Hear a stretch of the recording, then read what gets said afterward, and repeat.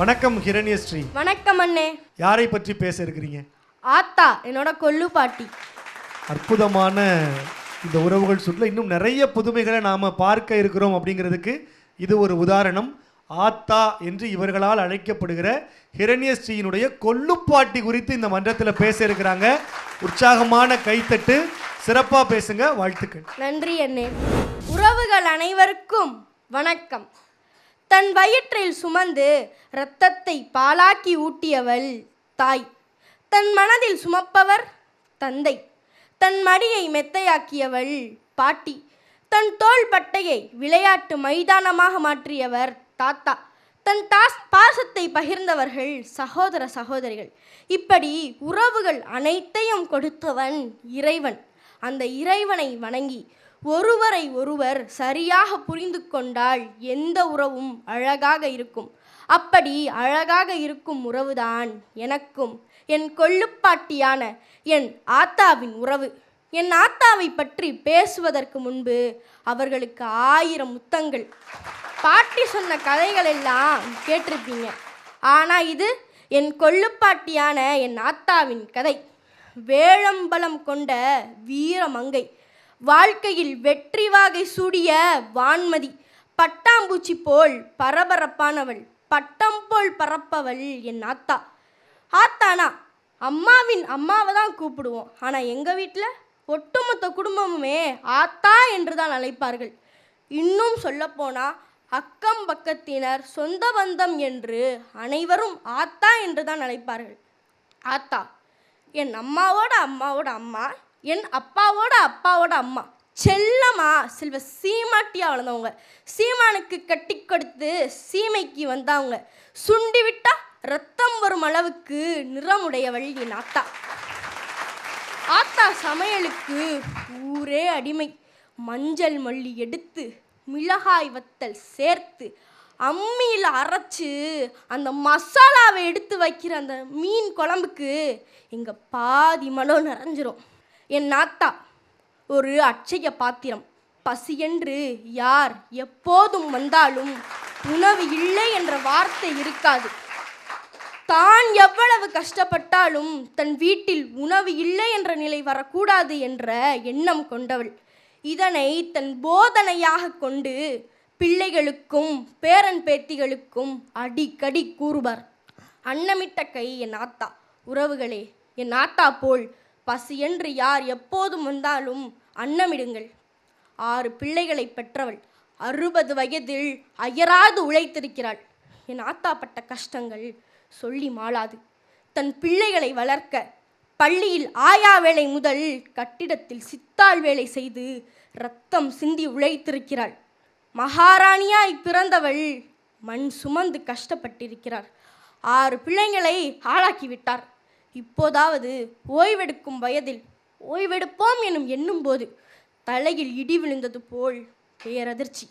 தைப்பொங்கல் அன்று அனைவரும் மகிழ்ச்சியாக பொங்கல் வைத்து கொண்டிருக்கும் தருணத்தில் இனிப்பான பொங்கல் கசப்பானது.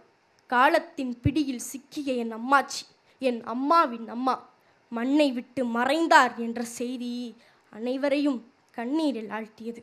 என் அம்மாச்சிக்கு என் அம்மாவோடு சேர்த்து 4 பெண் குழந்தைகள். 4வது பெண்ணான என் சித்தியின் வயது வெறும் 6 மாதம். தன் தாயின் முகம் கூட நினைவில் இல்லையாம். உனக்காக எதையும் இழப்பேன் என்று சொல்லும் உறவுகளை விட நீ எதை இழந்தாலும் உனக்காக நான் இருப்பேன் என்று சொல்லும் உறவே சிறந்த வரம். அப்படி என் அம்மா அவர்களது அம்மா அப்பாவை இழந்து நின்னாலும் உனக்காக நான் இருப்பேன் என்று சொன்ன என் ஆத்தா எங்களுக்கு கிடைத்த வரம். இப்போது 6 பிள்ளைங்களையும் வளர்க்க வேண்டிய கட்டாயம். வீட்டின் முற்றத்தில் இட்லி கடை. எங்கள் பகுதியில் இட்லி கடை என்றாலே ஆத்தாவின் இட்லி கடைதான். இட்லி கடையில் வரும் நெருப்பிலும் புகையிலும் வெந்து தணிந்தவள். அவர்கள் சேலையில் தீப்பொறியால் 1000 ஓட்டைகள். தன் உடம்பில் தீக்காயங்கள் ஏராளம். இதை நான் இப்போதும் பார்க்கும்போது அந்த தீக்காயங்கள், அவள் பட்ட கஷ்டங்கள் என் கண்முன் படமாய் ஓடுகிறது. நெருப்பிலும் புகையிலும் உழைத்து தன் பேத்திகளை 70 வயதிலும் வளர்த்திருக்கிறாள் என் ஆத்தா.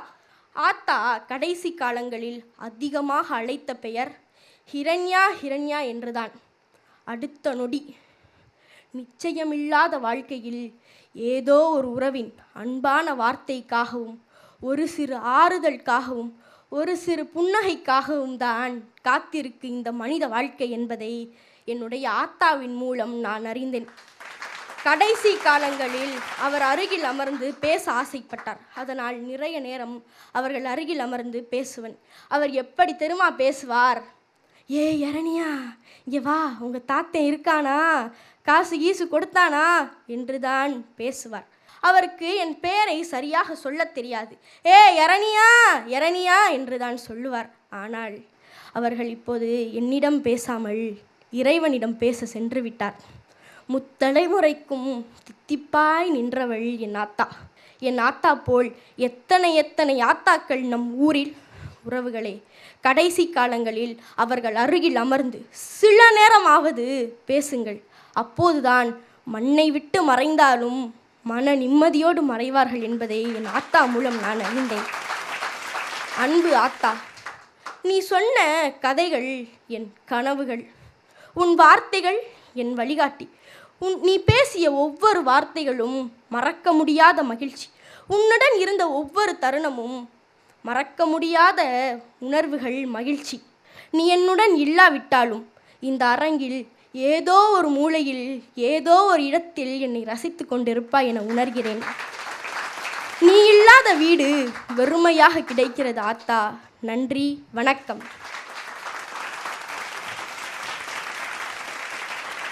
ஹிரண்யஸ்ரீ ஒரு உணர்வுபூர்வமான உரையை இந்த மன்றத்தில் வழங்கியிருக்கிறார். ஒரு உற்சாகமான பாராட்டு, வாழ்த்து. நம்ம ஒவ்வொரு சுற்றுலையும் சிறப்பாக பேசுகிற போட்டியாளர்கள் அப்படின்னு சொல்லி சிலருக்கு பரிசு கொடுக்குறோம். ஆனால் ஹிரண்யஸ்ரீயினுடைய இந்த உரை தான் அந்த ஆத்தாவுக்கு ஹிரண்யஸ்ரீ வழங்கி இருக்கிற பரிசு அப்படின்னு நான் நினைக்கிறேன். ரொம்ப அழகாக பேசியிருக்கிறீங்க. 3 தலைமுறைக்கும் தித்திப்பாக இருந்த அந்த உறவை பற்றி தித்திப்பாகவே ஹிரண்யஸ்ரீ இந்த மன்றத்தில் பேசியிருக்கிறார். உங்கள் பேச்சு எப்படி இருந்தது அப்படின்னு நடுவர்கள்கிட்ட கேட்குறதுக்கு முன்னாடி உங்களோடு இந்த மன்றத்திற்கு வந்திருக்கிற உங்கள் அப்பா அம்மாவை மேடை கலைக்கலாமா? அழைக்கிறேன். என் தம்பியை சேர்த்து. அவங்க அப்பா, அம்மா, தம்பி மூவரையும் மேடை கிடைக்கிறோம், வாங்க.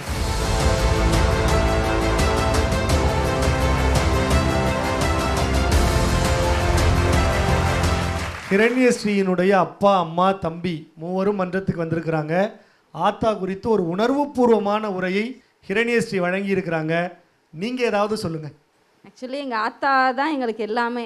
நான் வருண் மாதிரி இருக்கையில் எங்கள் அம்மா இறந்து போயிட்டாங்க. அதுக்கப்புறம் 4 பொண்ணுங்கன்றப்ப வளர்க்குறதுக்கு எல்லாருமே யோசிச்சாங்க. 4 பேரையும் எந்த ஒரு கஷ்டமும் இல்லாமல் அப்படியே கூட்டிகிட்டு வந்துட்டாங்க மதுரைக்கு.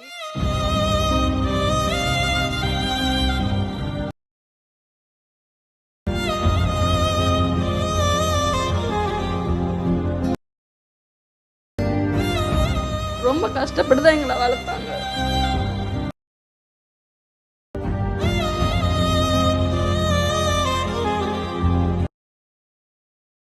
அவங்க என்னை வளர்த்ததுக்கான நான் கடைசி காலத்தில் நான் அவங்கள வச்சு நல்லா பார்த்துக்கிட்டேன்னு நினைக்கிறேன்.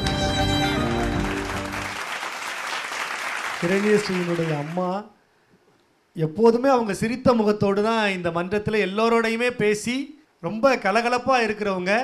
அந்த உணர்வு, அந்த உறவினுடைய உன்னதம் கண்ணீர் துளிகளாக இந்த மன்றத்தில் பணித்திருக்கு. அண்ணன், நீங்கள் சொல்லுங்கள். அனைவருக்கும் வணக்கம். ரொம்ப சந்தோஷமாக இருக்குது பாப்பா அந்தளவு பேசுனது. இன்றைக்கி பேசுனது தான் ரொம்ப எமோஷ்னல் ஆகிடுச்சு. ஏன்னா ஒரு அப்பத்தை, எங்களுடைய அப்பத்தா தான் அவங்க பிள்ளைகளையும் வளர்த்து அவங்க பெத்த பேத்திகளையும் மகள்களையும் வளர்க்குறது ரொம்ப பெரிய விஷயம். பெரிய வேலை கிடையாது, பெரிய ஒன்றும் வருமானம் கிடையாது. அவங்க இட்லி கடை போட்டு தான் இந்த 4 பெண் குழந்தை வளர்த்தாங்க. நாங்கள் எல்லாருமே வளர்ந்தது எங்கள் வீட்டில் இல்லோட எங்களுடைய அப்பத்தா வீட்டில் இருக்கிறது தான் அதிக நேரம். எங்களுடைய விடுமுறையை செலவழிக்கிறதே அவங்க வீட்டில் தான். அது பாப்பா சொன்ன மாதிரி கஷ்டப்பட்டாலும் தன் வீட்டில் வந்து உணவு இருக்கக்கூடாது, உணவு இல்லாமல் இருக்கக்கூடாது, அந்த எண்ணம் ரொம்ப அதிகமாக அவங்களுக்கு இருக்குது. ரொம்ப உணர்வு பூர்வமாக இருக்கிற இந்த நேரத்தில் ஹிரண்யஸ்ரீ ஆத்தா அப்படிங்கிற தலைப்பில் பேசியிருக்கிறாங்க. அவங்க கொள்ளுப்பாட்டி குறித்து இந்த உரை எப்படி இருந்தது அப்படிங்கிறத எங்கள் பாசத்திற்குரிய அன்பு அண்ணன் மணிகண்டன் அவர்கள் சொல்ல கேட்க ஆவலோடு இருக்கிறோம். முதலில் இரண்யாஸ்ரீயினுடைய பெற்றோருக்கு ஒரு கைத்தட்டு. இந்த மாதிரி பேச்சு மேடைகளில் முதியோர் இல்லங்கள் குறித்து பேசுகிறது, தாய்மையினுடைய சிறப்பு குறித்து பேசுவது மரபு. அதை உடைச்சு அம்மாவோட அம்மா இயல்பாகவே இரண்யஸ்ரீ நல்லா பேசுவா. இன்றைக்கி என்னமோ அந்த அப்பத்தாவை பற்றியும் ஆத்தாவை பற்றி பேசினதுனால நீ தப்பாக நினச்சா பரவாயில்லம்மா, ரொம்ப நல்லா பேசிட்ட. என் அருமை இளவல் நிரஞ்சன் பாரதி சார் சொன்ன மாதிரி அழுகையிலும் ஒரு அழகு உண்டு, அது ஆனந்த கண்ணீர் அப்படின்னார்ல, அது வந்து ஆனந்த கண்ணீர். நீங்கள் இதே மாதிரி இந்த குடும்பம் பல்லாண்டு வாழணும்னு வாழ்த்துறேன். மனம் நிறைந்த பாராட்டு, நல்ல பேச்சு, தரமான பேச்சு. ஏதோ ஒரு இடத்துல அப்படி ஒரு பிசுறு மாதிரி இருந்தது, அந்த பிசுரை கொசுரா தட்டி விட்டால் சரியாக போயிடும். நான் சொன்ன பிசுறு பேச்சில் இருந்த பிசுறு. அண்ணனுக்கு நன்றி. தொடர்ந்து ஹிரண்யஸ்ரீயினுடைய இந்த உரை எப்படி இருந்தது, இந்த உணர்வு எப்படி இருந்ததுங்கிறத எங்கள் அன்பு அண்ணன் நிரஞ்சன் பாரதி அவர்கள். ஹிரண்யஸ்ரீ, ஒரு சில இடங்களில் நீ யோசித்து பேசினாலும் ஒட்டுமொத்தமாக உன்னுடைய பேச்சு என்னை வந்து பல நேரம் யோசிக்க வைத்து விட்டது. என்னுடைய கொள்ளுப்பாட்டியை பற்றி பேசினதுனாலோ என்னவோ, நீ பேசும்போது எனக்கு எப்படி தோன்றியது அப்படின்னா, மனப்பாடம் செய்ததை இங்கே வந்து சொல்கிற மாதிரி இல்லை, மனசில் இருக்கிறதையெல்லாம் சொன்ன மாதிரி இருந்தது. ஏன்னா இந்த காலத்து குழந்தைகள் எத்தனை பேருக்கு வந்து கொள்ளுப்பாட்டியை தெரியும், பாட்டியையே தெரியல. அந்த மாதிரியான ஒரு சூழலில் உன்னுடைய கொள்ளுப்பாட்டியை பற்றி நீ பேசுவது, அதுவும் இந்த அரங்கத்தில் எல்லோரும் முன்னிலையிலும் பேசுவது வந்து ஒரு மிகப்பெரிய செய்தியும் கூட, முக்கியமான கருத்தையும் நீ வலியுறுத்தி சொல்லியிருக்கிறதாக எனக்கு படுகிறது.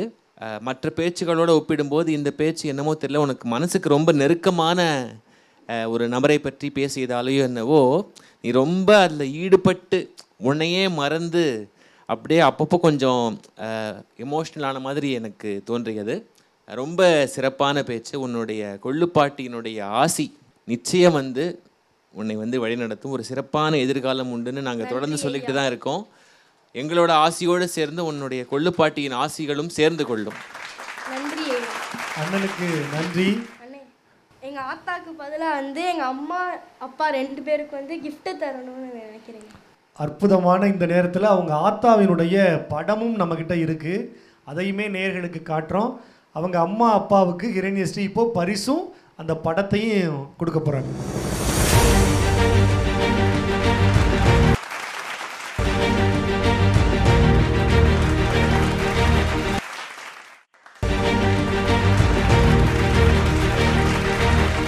எப்போதும் போல அஜித் குமாரும் சாலினியும் இந்த 2 குழந்தைகளையும் சிரிச்சுக்கிட்டே மகிழ்ச்சியாக அடுத்து அப்படிங்கிற வெற்றி நிலைக்கு அழைச்சிட்டு போகணும்னு சங்கரா தொலைக்காட்சியின் சார்பாக வாழ்த்துகிறோம். நன்றி.